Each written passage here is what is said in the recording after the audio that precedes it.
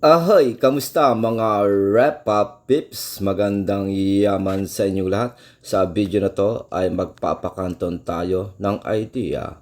Ang nakikita mo ngayon ay Alex 11 Pro dashboard na aking mismong develop na exclusively lamang available sa aking online masterclass. Pero ang main topic natin dito ay yung tungkol sa margin call versus liquidation. At makikita ngayon natin dito isang katutak na mga tools and guidelines ang pwede mong susundan dito at whatever shit na nakikita mo katulad ngayon. Diba?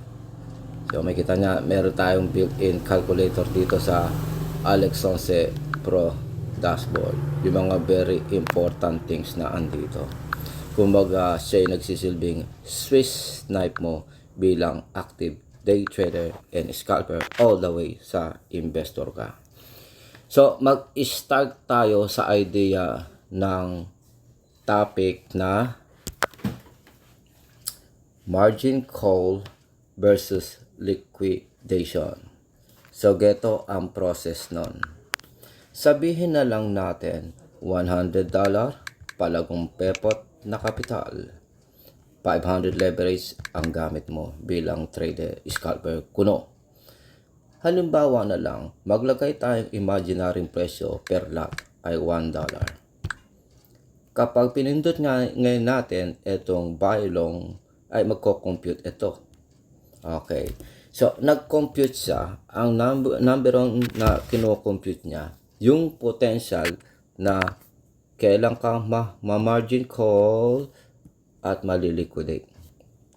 Pero, ang top priority mo kapag nag-enter ka na dito sa akin Alex 11 Repa Pips Calculator, ang top priority mo ay yung titignan mo yung mismong lot size threshold, aka lot size allotment. At kung mapapansin nyo, sa kada lot size na yan, ay may makita kang mga percentages. Ang tawag ngayon doon ay percentage allocation. Under lot size threshold na section, ang pinag-uusapan, lot size allotment, percentage allocation. So, geto dapat ang iisipin mo. Whatever shit na kapital mo, kagaya ng $1,000, ang iyong percentage allocation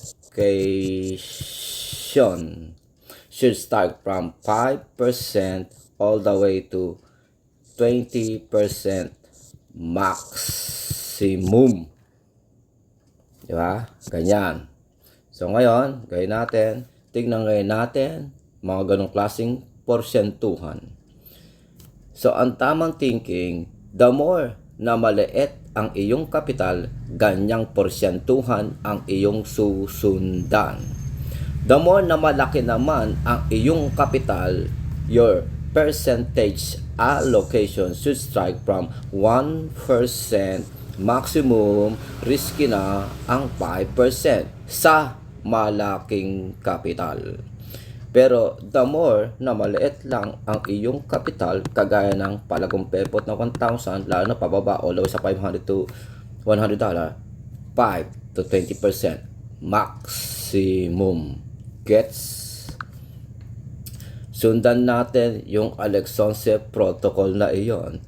Ilang lot size ba ang worth ng 1%, 2%, 3%, 4%, 5%, 10%, 20%. So, sinasabi ngayon dito, out of $100 na kapital na naka 500 leverage, binili mo ng piso per lot, ang 100% ng kabang kapital mo, yung nakasulat sa may letter A, ang 100% na lot size allotment nun ay 50 lot. Which is, ang bobong tanga ka na naluluod na hindi mo na-guess na maling pagkakasa ng lot size ang 50 lot.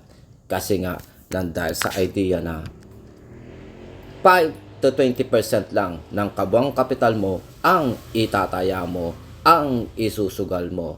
Gets mo na, tanga? So ngayon, sundan natin yon. Sa $100 na kapital, maximum mo lang na dapat na lot size allotment up to 20%, which is worth 10 lot. So, remember, lot size threshold, ang pinag-uusapan dyan, lot size allotment at percentage allocation ng kabuang kapital mo. Sige, sundan natin yung lot size allotment at sundan din natin yung percentage allocation. I-maximize natin yung percentage allocation ng 20%. Sige, ang 20% daw is worth 10 lot. Sige, lagay natin 10 lot. Okay, 10. Sa 10 lot ngayon daw na yan, kung halimbawa ang current market price mag-depreciate, mag-against sa'yo ng 0.9950, calculate natin, nag-against daw yung market sa'yo ng worth 50 pips. Nag-against sa'yo ng worth 50 pips. By that time, negative ka daw ng $50, which is ika 50% ng kabuuan mong kapital. So, may kita ngayon natin dito, nag-against sa'yo ng 50 pips yung market. So, lumalabas ngayon sa dalawang category na margin call and liquidation. Ang tinamaan mo sa negative $50 is margin call. Tingnan nyo, loss 50. Total depreciation na pips, 50 pips. Sa presyuhang 99.50, margin call ka na. Kailan ka naman tatamaan ng lintek? Ibaba pa natin ito.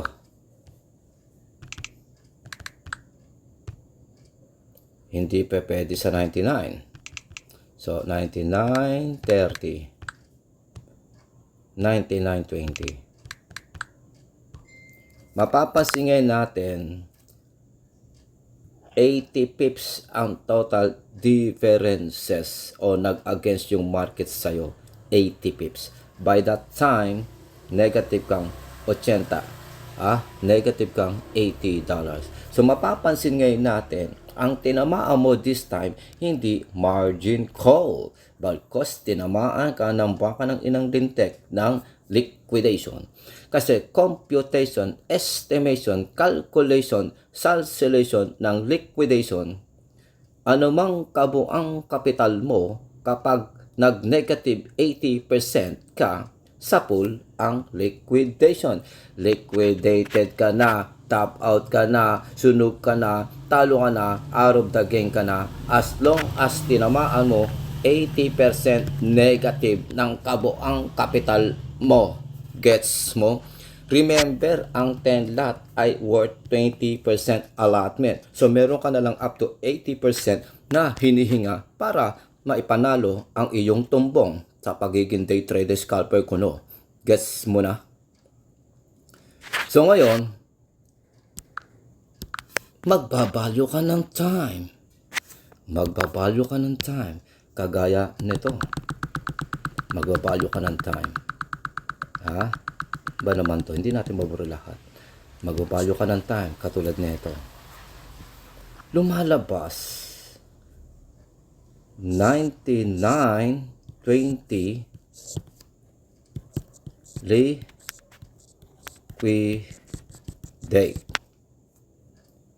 0.9950 margin call ka pa lamang. Ang ibig sabihin ngayon yan, tatamaan ka lang ng margin call sa tuwing negative 50% kabuang portfolio mo. At tatamaan ka rin ng liquidation kapag negative 80% kabuang kapital mo. Gets mo na? Bahala ka sa buhay mo na mag-level up at mag-multiply yung kokoting kamote na yan. Kung halimbawa 1,700 few thousands of dollars ang iyong capital all the way sa 100 to $50 to $30 kulangot na kapital. Guess nyo na? So may kita ngayon natin, maliliquidate ka lamang kung nag-against ang market price sa'yo ng 80 pips. That's worth $80, temporary loss. Habang sa $100 mong kapital, 20% allocation is worth 10 lot. At yung 10 lot na yon ay nagkakahalaga ng $20 out of your fucking $100 mutang kapital. Gets mo na? Mama-margin call ka lang kung ang presyo ay bumagsak sa 99.50 by that time negative kang $50. So, ibig sabihin, $100 ang kapital mo. Ha? Nag-avail o yung lot size allocation mo o lot size allotment mo ay 10 lot. At yung percentage allocation mo, 20% of your capital. Binili mo, sumapit ka, piso per lot. Nag-against sa'yo ang presyo since ang alat ng mata mo, kamay mo, at wala ka pang much knowledge kasi dinaan mo lang sa self-study thinking you are that fucking smart even though you're not. Nag-against sa'yo, negative kang 50, so papalo ka ngayon sa idea ng margin call since tangang bobo ka na nangahas ng walang sapat na pag-aaral. Gets mo na? Ngayon, the more na ganyang kakamangmang, bumagsak ang presyo sa 99.20, lumalabas ngayon, wala kang idea, 100% ng kapital mo, eto. Tumaya ka ng 10 lahat is 10 lot size allotment. Sa pamagitan nun, ang ginawa mo, percentage allocation ng kabuang kapital mo, 20%. Binanata mong piso per lot. Nag-against yung market sa'yo, 99.20. Talo ka ngayon ng $80. Ika 80% ng kabuang kapital mo. Ika 80% ng kabuang kapital mo, yung temporary loss mo na ito. Which is papalo ka ngayon dito sa liquidation. Nabili mo ng ganito, bumagsak sa ganito, total depreciation 80 pips, total losses mo $80. Sapul sapul. Guess yun na mga repa pips. Kung feeling mo may value at sense yung baka ng inang video na ito, come and join my fucking online masterclass to learn pa more. Guess yun na.